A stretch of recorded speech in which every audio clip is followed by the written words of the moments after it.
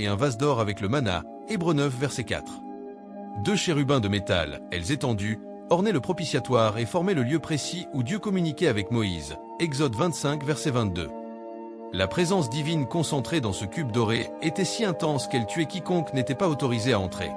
Le grand prêtre survivait grâce à un protocole strict, asperger la couverture de sang de taureau, brûler de l'encens jusqu'à créer un nuage protecteur et porter des vêtements exacts. Chaque détail devait être respecté à la perfection, faute de quoi la mort était immédiate. La routine d'Aaron commençait à l'aube. Il lavait ses mains et ses pieds, revêtait les habits sacrés, nettoyait les cendres de l'autel de bronze et ravivait le feu. Lévitique 6 versets 10 à 12. 2 sacrifices quotidiens étaient offerts chaque matin et chaque soir, soit 730 par an, sans compter les multiples sacrifices pendant les fêtes, nombre 28 à 29. Il s'occupait aussi des lampes, de l'encens et du renouvellement des pains de proposition, Lévitique 24. La logistique était immense, centaines d'animaux par mois, tonnes de bois, barils d'huile pour les lampes, kilos d'encens et sacs de farine transportés dans le désert.